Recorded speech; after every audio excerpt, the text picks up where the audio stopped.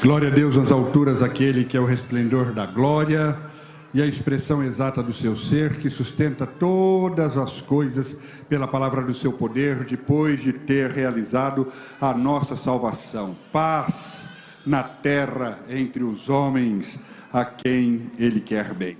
Eu quero nesses próximos minutos, e quero ser sucinto, mas falar a vocês da origem e do propósito do Natal de todos os tempos. Então eu quero convidá-los a voltarmos ao início de todas as coisas, onde tudo começou, e o motivo para isso é o fato de que o segredo da vida está em conhecer a nossa origem, a nossa identidade, a nossa natureza e, consequentemente, o nosso propósito. Jesus, o Filho de Deus, é o protagonista dessa história, mas eu e você somos o propósito do Natal. O Natal aconteceu por causa de nós. Tudo começou na eternidade. O apóstolo Paulo nos informa que nós fomos, antes da fundação do mundo, escolhidos e gerados na condição de filhos. E para entender isso, a gente precisa imaginar uma conversa da Trindade. A Trindade conversando na eternidade. Então, estão lá reunidos o conselho, as três pessoas eternas, o Pai, o Filho e o Espírito Santo. E o Pai diz: eu tenho um desejo. E ele compartilhou o seu plano. Vamos gerar filhos como nós. Eles serão a nossa família. E nós criaremos um lugar para eles existirem, um planeta que daremos o nome de Terra, Éden, que será para eles um lugar de delícias, e eles serão plenos de vida. Então o Espírito Santo diz: mas se nós vamos gerá-los como nós teremos de criá-los com arbítrio, com poder de decisão. E o Pai responde: sim, nós vamos criá-los à nossa imagem e à nossa semelhança. E como a Trindade é onisciente, sabe de tudo, de todos, o tempo todo, então a nossa queda já era sabida desde sempre. Desde sempre Deus sabia que iríamos cair, que iríamos traí-lo, que iríamos abandoná-lo. Então o Espírito Santo diz: mas eles vão se voltar contra nós, e se eles se voltarem contra nós, eles terão de deixar de existir, porque é em nós que eles viverão, moverão e existirão. E se eles rompem conosco, não tem mais lugar para viver, não tem mais lugar para existir. Pior, nós teremos que lançá-los no inferno, que foi criado para o diabo e seus anjos. Mas nós teremos de mandá-los para lá, porque eles nos rejeitarão exatamente como o diabo fez. Aí o Pai disse: mas eu já os amo. Mas eles vão se voltar contra nós. Mas nós podemos bancar isso. Nós vamos perdoar. Nós vamos gerar. Mas antes de gerar, nós vamos perdoar. Sabemos que eles vão nos trair, sabemos que eles não vão segurar a onda, mas mesmo assim nós vamos criá-los, porque o amor por eles vale a pena. E aí o Espírito Santo argumenta: mas bancar isso significa que um de nós vai ter de abandonar a glória agora, um de nós vai ter de abrir mão agora das prerrogativas divinas, terá de oferecer-se no lugar deles para satisfazer o princípio da justiça, e depois tem de entrar na história deles e se tornar como um deles e triunfar aonde eles fracassaram, e então oferecer-se como sacrifício, porque haverá um custo à existência deles, e essa oferta será de maneira mais horrenda possível. A cruz terá de ser levantada. E aí o Filho Jesus, que estava participando da reunião o tempo todo, ele disse: eu me dou em pagamento deles.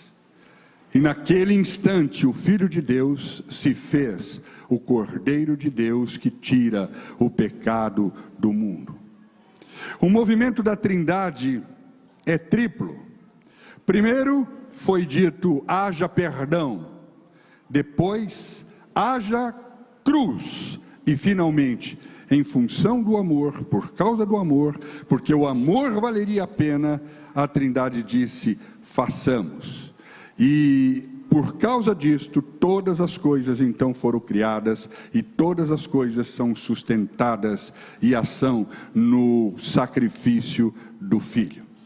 Tudo na história começa com o movimento de perdão da Trindade. Sem perdão não existiria Pai, sem perdão não existiria criação, sem perdão não existiria a família de Deus na terra. Nós não existiríamos, porque toda a existência passa pelo perdão. De modo que o plano de Natal, a dádiva do Salvador, é um ato absoluto de amor efetuado pela Trindade, movido por perdão.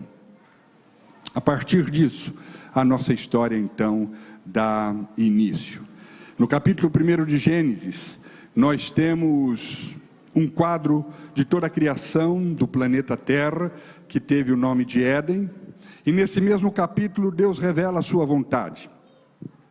Façamos o homem segundo a nossa imagem, conforme a nossa semelhança.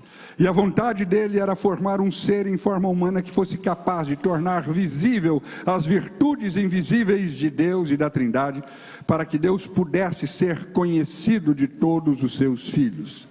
A vontade de Deus era a relação. Em Gênesis 3, nós somos informados que o homem foi seduzido pela serpente. E ele fez a pior escolha que poderia ser feita. Ele, tomado de cobiça, escolheu ser independente de Deus. E ele se tornou autorreferente. E ele disse: eu não preciso de Deus para saber o que é bom e mal. E eu mesmo decido o que será bom ou mal, e será do meu jeito. E eu estabelecerei a minha vontade como verdade de todos. Por causa disso, nós perdemos a nossa filidade. E, consequentemente, nós perdemos a nossa mente de filhos. E recebemos uma mente de escravos, igual à do diabo. Uma mente tomada por cobiça e medo. E esta é a condição de todo ser humano em queda, sem ter antes conhecido Jesus. A escolha maldita do homem de viver independente de Deus plantou caos no universo. A morte tomou o lugar da vida, e o império de trevas foi estabelecido. E só não foi pior porque a Trindade conteve a desintegração de tudo.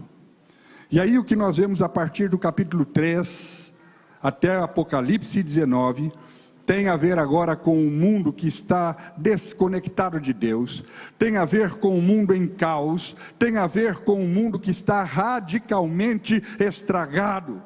Mas um mundo do qual Deus não desistiu. E em Gênesis 3, nós temos um mistério que nem sempre a gente discerne. É que Gênesis 3 não é a história da punição. Gênesis 3 é a história de como Deus veio nos salvar. É a história de Deus vindo nos informar o que tínhamos feito e o que Ele faria para corrigir o que tínhamos trazido para o universo. A partir desse instante, em Gênesis 3:9, daquela visita de Deus no Éden, Deus entra na nossa história para recuperar aquilo que fora perdido. Porque a Trindade decidiu que ia lidar conosco a partir da sua graça. E então ali Deus declara guerra contra a serpente. E Ele diz: Ele, o meu filho, que será dado por vocês, ele ferirá a sua cabeça, e você ferirá o seu calcanhar. Referindo-se a Jesus, o Filho amado, que seria então entregue à morte em favor da humanidade, e se levantaria ressurreto, e restauraria o governo do Pai sobre tudo e sobre todos. E a partir da promessa de que da mulher nasceria o Salvador, a Trindade passa a nos carregar no santo sacrifício do nosso Senhor, o Salvador, Senhor Jesus Cristo. A sua vida por nós agora é o custo da nossa existência. E a história tem um desenvolvimento. No auge da predominância do Império Romano, o Messias prometido, nosso Salvador, Jesus Cristo, nasce. O nascimento da criança é agora o cumprimento da promessa divina. E Jesus nasce de uma virgem, cumprindo todas as profecias dos profetas do Antigo Testamento. E com a profecia cumprida, inicia-se um novo ciclo de vida na terra, porque em Cristo Deus começa um processo de trazer tudo de volta para si. Por quê? Porque o amor de Deus por nós prevaleceu sobre todas as demais coisas e vontades na terra. É o que nos diz o apóstolo João, quando ele disse que o que moveu isso foi o amor de Deus. Deus amou o mundo de tal maneira que deu o seu Filho unigênito para que todo aquele que nele crê não pereça, mas tenha a vida eterna. O Filho nos foi dado não para condenar o mundo, mas para que este fosse salvo por meio dele. E o Natal então acontece, e o Natal revela 6 movimentos extraordinários do amor de Deus por nós. O número 6 é considerado pelos estudiosos como o número do homem, e Deus então manifesta 6 maravilhosas atitudes de amor em direção ao homem, recuperando-o na condição de filho e de família de Deus. E a primeira coisa que ele faz é nos tirar das trevas e nos fazer conhecer o seu reino de amor. A segunda coisa que Jesus faz é nos salvar da morte e nos dar vida. Ele não perdeu a paciência conosco, ele não nos exterminou. Em vez disso, com a sua imensa misericórdia e seu amor extravagante, ele nos abraçou, não por insistência nossa, mas pela própria vontade do Pai. Em terceiro lugar, o terceiro movimento de Jesus Cristo foi ele ter entregue-se a nós com um poderoso nome redentivo, para que nós tivéssemos paz nas mais adversas situações da vida vividas por nós. Nele encontramos ajuda em cada situação que passamos, ou a dificuldade que enfrentamos, e quando isso acontece, nós clamamos pelo maravilhoso nome Jesus, que nos dá conforto, que nos dá vitória e nos conduz a todo triunfo. Ele também nos reconciliou com o Pai. Ele resgatou a nossa filiação perdida, de modo que agora nós podemos chamar Deus de Pai, Pai nosso. E Ele nos colocou novamente na família de Deus. E Ele fez mais.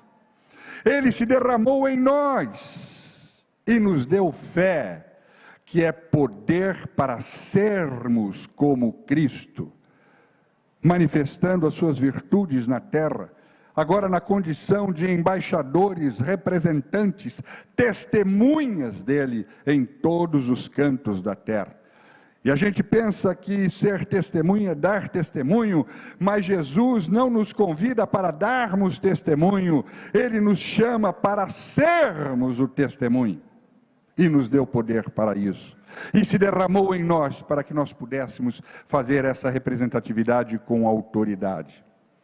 E no meio de tudo isso, no meio desse processo redentivo, é que está a igreja, que segundo as Escrituras, é o povo que está no coração de Deus desde antes da fundação do mundo. Eu e você, um povo que Deus vai trazer à tona na história, para que através desse povo toda a criação, todas as nações, todos os povos saibam que Deus é um Pai de amor, Salvador de seus filhos na pessoa do seu primeiro filho, Jesus. E essa é a expressão do verdadeiro Natal, Natal de todos os tempos, de eternidade a eternidade. E é assim que a gente celebra o Natal em todos os tempos, revelando Jesus, trazendo em nós as marcas de Cristo, trazendo em nós o nome que é sobre todo nome, o nome de Jesus, como Eliseu estava dizendo há pouco aqui. Jesus quer dizer Deus salva, e nós manifestamos Natal, nós anunciamos o Natal, cada vez que andamos e cruzando o caminho de alguém, ou alguém cruzando o nosso caminho, ele sabe que Deus nos ama, e Deus é um Deus que salva, por meio da nossa vida. De modo que aquele que foi encontrado por Jesus, agora vai amar do mesmo jeito que foi amado, para que quem não conhece o amor de Deus conheça o amor do mesmo jeito que a gente conhece.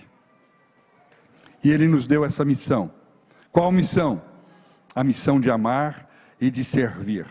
Porque essa foi a missão que Cristo carregou, essa é a missão do Pai, essa é a missão de Deus, que todos os filhos dele amem e sirvam seus irmãos, porque ninguém tem maior amor do que esse, do que alguém que dá a vida pelo seu irmão.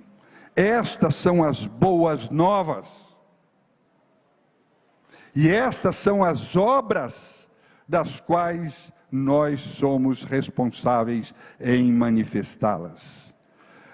De maneira que todo cristão autêntico carrega um novo nome, e o seu nome é amor, o seu nome é bondade, o seu nome é mansidão, o seu nome é temperança, o seu nome é longanimidade, o seu nome é domínio próprio, o seu nome é misericórdia, o seu nome é perdão, o seu nome é virtude. A igreja foi chamada para materializar as virtudes de Cristo, e então eu vou estar a serviço disso, haja o que houver, enquanto houver fôlego em minha vida. Este é o papel da igreja.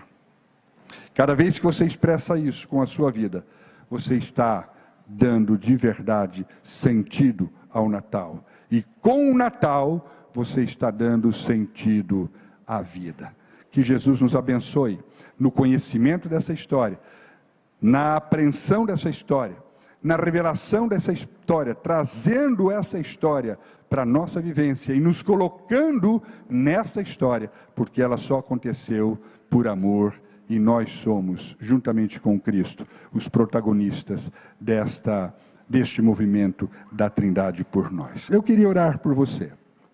Eu queria, neste momento, convidar você, que não sabia ainda daquilo que representava o Natal, mas que nesta noite, através dessas músicas, e através dessa celebração, e através dessa revelação rápida, mas que eu acredito que o Espírito Santo de Deus tenha feito um movimento e dado a você a consciência daquilo que representou todo o amor de Deus por sua vida, uma história enorme, longa, eterna. Ele diz que desde a eternidade, com amor eterno, Ele nos amou e nos aproximou de si, com benignidade nos trouxe para perto de si. Eu quero que você que ainda não tinha conhecido essa realidade, mas que nesta noite encontrou em Jesus a verdadeira salvação, única e suficiente e possível salvação da sua vida para a eternidade, que você agora fosse convidado, eu o convido a receber Jesus na sua vida, para que você, o recebendo, possa se tornar também, de novo, filho de Deus. Sem isso, não haverá como se tornar. Uma vez filho, você possa manifestar no amor que você vai prestar à obediência a Cristo, à sua vontade, experimentar a maravilhosa experiência de plenitude, o que é verdadeiro, o que é maravilhoso, o que é perfeito para a sua existência. E você possa assumir esta missão de viver a sua vida identificada com Jesus Cristo e ser um parceiro da história, um parceiro de missão, onde você vai caminhar na história e você vai revelar com seus atos e com a sua vida Jesus Cristo em cada movimento que você também fizer, porque você carrega a salvação, não só a sua, mas você carrega a salvação de outros que cruzam o seu caminho. Eu quero convidá-lo a este momento, eu quero convidá-lo a esta entrega e que você faça parte desta família, desse contingente, que daqui um pouco será levado como família de Deus de volta para a eternidade, para viver o plano que Deus sonhou e jamais desistiu dele. Feche a sua cabeça, baixe a sua cabeça, feche os seus olhos, eu quero orar com você. Glorioso Pai, nós não temos palavras para expressar a nossa gratidão, e especialmente porque o Senhor nos deu a revelação deste amor, nos colocou, ó Deus, na nossa mente, transformando, nos libertando das trevas nas quais nós estávamos imersos e não tínhamos a menor possibilidade de enxergar nada em ninguém, mas a Tua luz raiou em nossas mentes, raiou em nossos corações e nós conhecemos a Jesus Cristo, Teu Filho amado, que por amor foi entregue por nós. E assim como o Senhor graciosamente nos alcançou, não nos nossos méritos, não por esforços nossos, mas pelo Teu grande amor e graça e misericórdia. Assim, ó Pai, pedimos que o Senhor esteja alcançando hoje aqueles que aqui chegaram, que antes não tinham esta oportunidade, não tinham tido esta consciência, não tinham tido este entendimento, mas que nesta noite o Teu Espírito Santo se revelou a eles. Que eles possam também recebê-lo como Senhor e tornarem-se pela Tua maravilhosa operação filhos de Deus e herdeiros de Deus de toda a bênção e co-herdeiros com Cristo Jesus, não só no desfrute de bênçãos, não só no desfrute do poder manifestado para os seus próprios livramentos, mas que possamos ser tomados de poder para agirmos em autoridade contra o diabo e suas obras, e para que demos expressões verdadeiras à vida através de uma consciência e uma disposição de vida e de virtudes manifestadas em nós, porque o Teu Filho foi derramado em nossas vidas. E este poder seja o poder de salvação para todos quantos cruzarem o nosso caminho.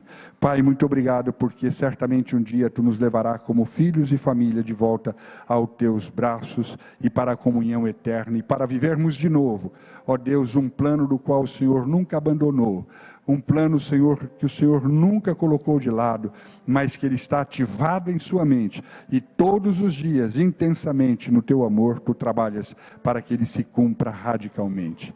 Nós Te agradecemos, nós Te bendizemos e abençoamos aqueles que o Senhor aqui trouxe, para esta entrega e para esta relação contigo, ó Deus, como filhos eternos. Nós oramos no nome de Jesus. Amém.